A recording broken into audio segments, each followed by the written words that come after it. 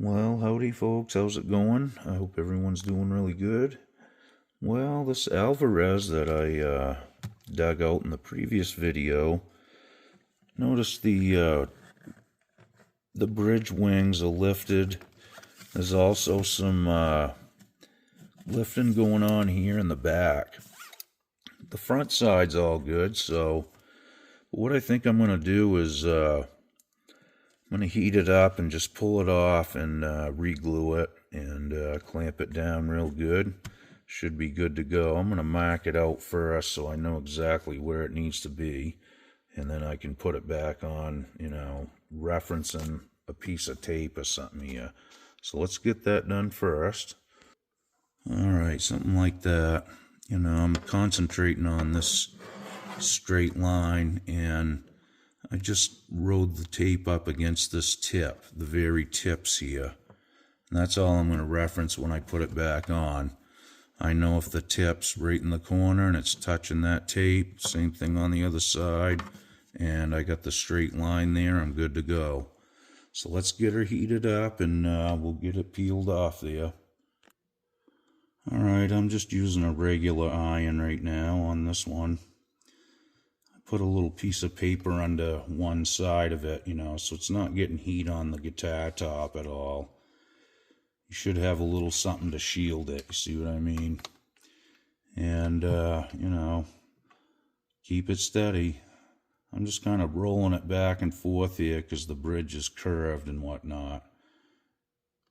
And you can put a cloth on there too. This bridge doesn't have any finish on it, so not a big deal. Now that's starting to get pretty warm. I mean, it doesn't have to be boiling hot, but you got to get it pretty warm to loosen the glue up. Once you get the glue loosened up, they usually come off pretty good. Not always, though. Sometimes they can really cause you to have a bad day. But usually I have pretty good luck. And you got to have a good... make yourself a good palette knife that's sharp. And, keep cleaning the glue off it, which I need to do to that one right now before we get too far.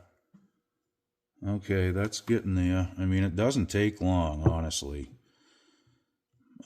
When it gets so it's kind of hot to the touch, you should be good to go. Yeah, we'll see. Give it another minute. Alright, I'm going to warm this up a little bit too. Not a bad idea. I got to get that glue off there, okay? Yeah, you're going to get glue stuck to it. It happens, but if everything goes right, you can usually get this pretty quick, so we'll see how it goes. Alright, here we go. Oh yeah, that's loosened up some. That's nice. Going in there quite easy, really. Whoop. I try to work pretty quick if I can, while the glue's hot and everything. Sometimes you have to heat them up twice, too.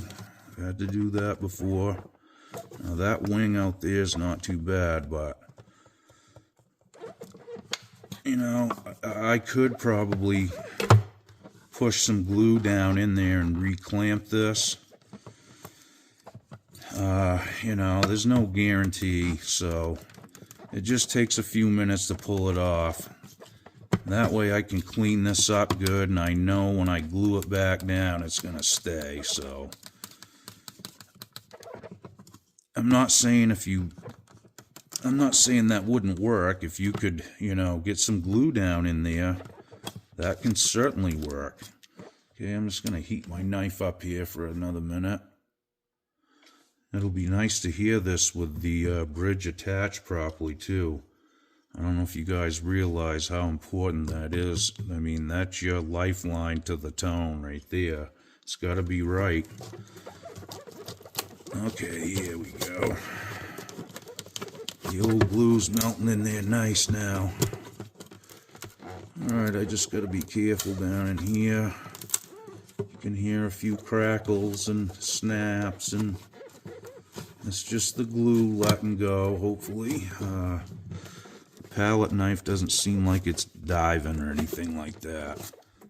Okay, I'm just going to give it another round of heat on the iron here.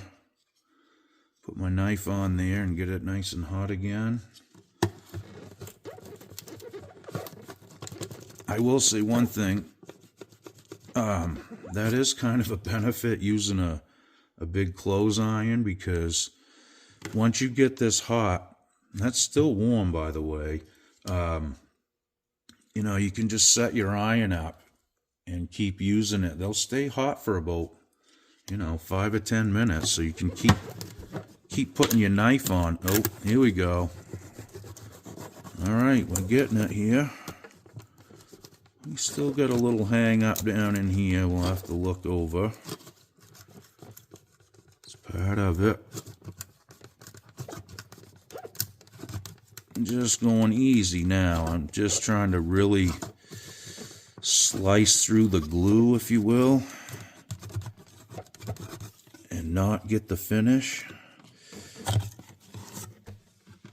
I want to mention too, excuse me, I did score this around the bridge before we got going. I forgot to mention that, and I didn't video it. You want to make sure you do that, because if you don't, that can get the finish like right there, and when you peel that up, it just goes. That's not really the noise it makes, but you get the idea. Okay, we're pretty loose there. I'm going to have to heat my knife up one more time, because this is really tender right here. And it feels like it's kind of hooked to the top still. It's kind of hinging like this way, so I'm going to try coming in from this direction. Maybe I can unhook it that way. Yeah, there we go. Okay. That doesn't look nice. Well, it's not too bad. There is a little wood hook to it. I think this has been re-glued before anyways, by the looks of it. A lot of glue there. All right. Okay, so we got it glued and pinned to the top of the guitar. This is my preferred method. Now, I'm just using a shelf above the bench. It's got a bunch of junk piled up on it. It's really heavy. And I've got these little sticks that I had kicking around in the shops, just little narrow pieces of spruce, maybe a 1/4 inch thick. Now I just, you know, set them down on the guitar top, held it up to the shelf, and just kind of cut it flush, because the bridge is a little taller anyway, but you want to have them a little longer so you can wedge them in there, and that's what gives you the down pressure. So I put some pieces of cork there just so I don't scar up the bridge. Now, the biggest reason I prefer doing it this way and stop using clamps is basically for the cleanup factor. I'm able to get all the way around the bridge and clean up all that squeeze out that comes out. And it really just gives you a better looking result in the end. The better you can clean that up, the better it's going to look. So that's why I prefer this method. Now, there's nothing wrong with using clamps. I've used them. I actually have a gadget that I made out of plexiglass that goes down through the bridge pin holes, and it's got wings with adjustable down pressure.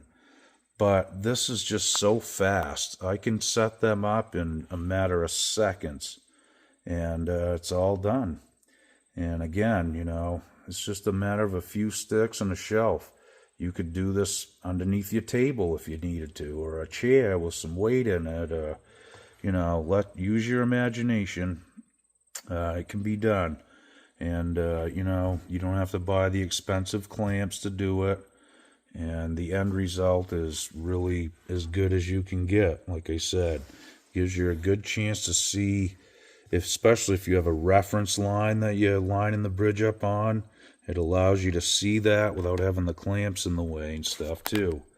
Okay, folks, well, I thought I'd share that with you. I mean, this is how I'm doing it from here out. It's just easy, it's quick, it's super accurate, and it doesn't cost anything. Just a matter of a few sticks and a few pieces of cork.